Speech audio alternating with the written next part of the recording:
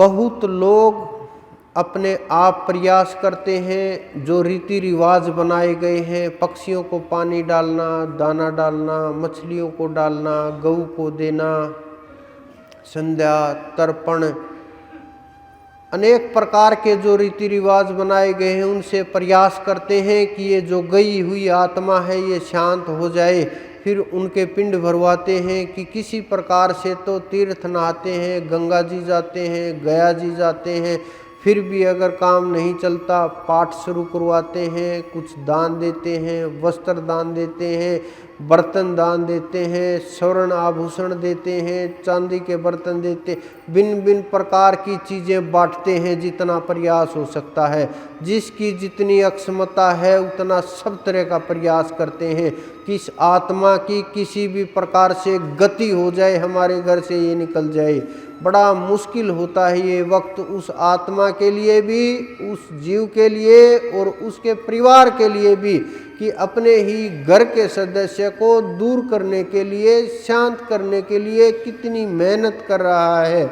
अगर उस जीव ने भजन किया हो, उस परमात्मा का सुमरण किया हो, तो कोई भी आवश्यकता किसी चीज़ की नहीं रहती।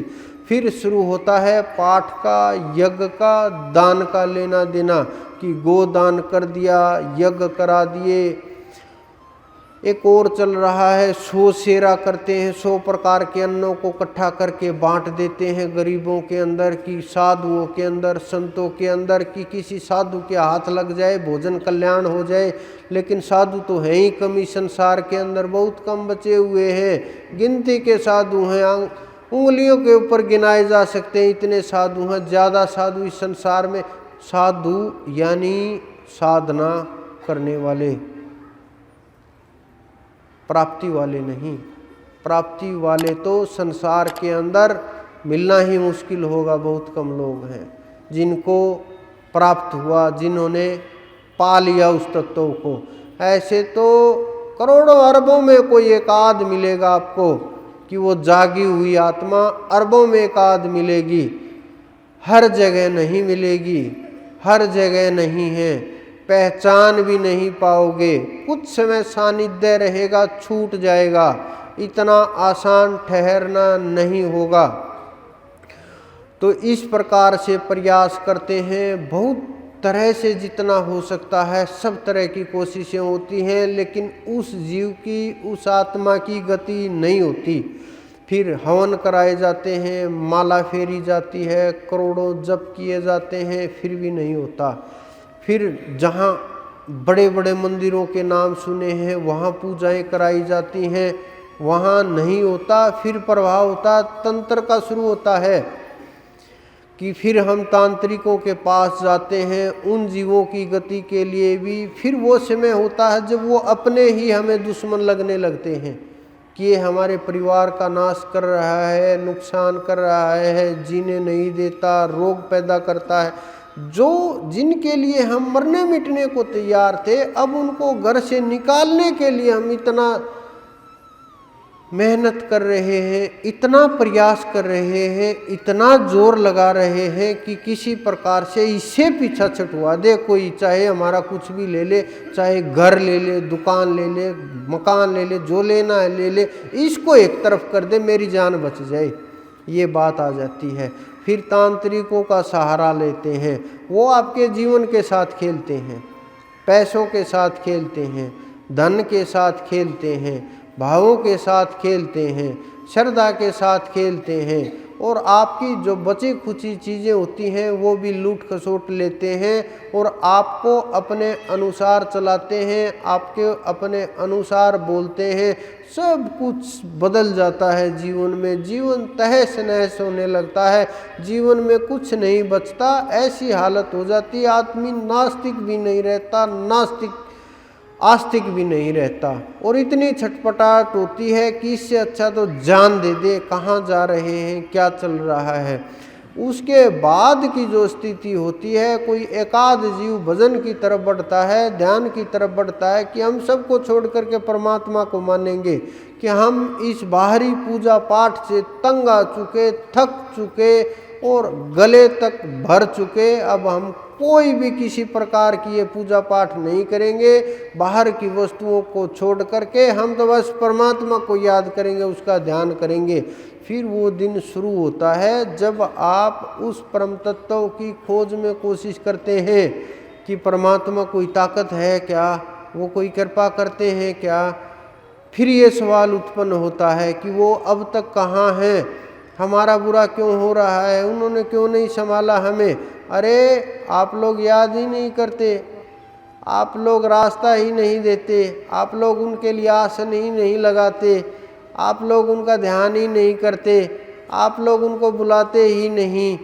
आप लोग अपने उनको, अगर आप उनको बैठने के लिए आसन दोगे, ये नहीं कि घर जाओ और एक सोफ़ा उनके लिए लगा दो कि आसन दे दिया उनको, ये उनका आसन नहीं है। बाहरी कोई भी क्रिया, किसी भी प्रकार की क्रिया का उनके ऊपर कोई भी कभी भी प्रभाव नहीं होता।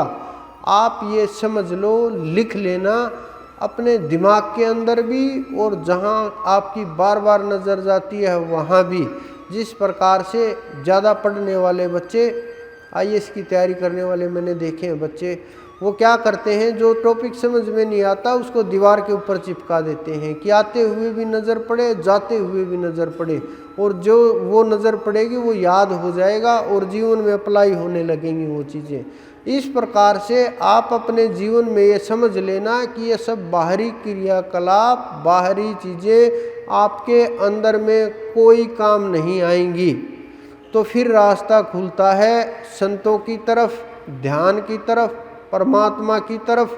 कोई बड़भागी ही पूर्ण संत के पास पहुंच पाता है, नहीं तो कथाओं के अंदर अटक जाते हैं। आचार्यों को हम संत मान लेते हैं, गुरु मान लेते हैं, फिर हम धर्माचार्यों को हम संत मान लेते हैं, फिर हम विद्वानों को संत मान लेते हैं, फिर हम तपस्वियों को गुरु मान लेते हैं, फिर हम साधुओं को गुरु मान लेते हैं, फिर सिद्धों को हम ये मान लेते हैं कि हाँ इनसे ऊपर ब्रह्मांड में कोई नहीं।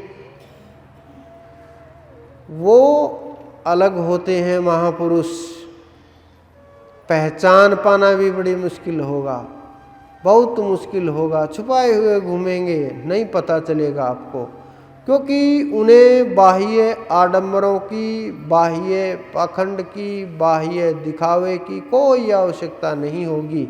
न धर्म का सहारा होगा, न जाति का सहारा होगा। कुछ लोग तो बहुत चीज़ों में फंसे हुए हैं, मुझे धीरे धीरे चीज़ें बाहर निकल करके आ रही हैं। बहुत लोग तो जातियों के अंदर ही अटके रहते हैं, गुरुजी की क्या जाति है, बहुत लोग फंसे हुए हैं। अरे ऐसा कैसे हो सकता है, गुरु की कोई जाति नहीं होती। आज तक जितने भी गुरु हुए, किसी भी धर्म के अंदर हुए, गुरु का कोई धर्म नहीं होता। किसी भी मजहब में हुए, गुरु का कोई मजहब नहीं होता। किसी भी जाति के अंदर हुए, उनकी कोई जाति नहीं होती। लेकिन हम लोगों ने उनको बांट लिया। वो सबके लिए बराबर कल्याण करते हैं, उनका हाथ सबके सिर के ऊपर बराबर पड़ता है।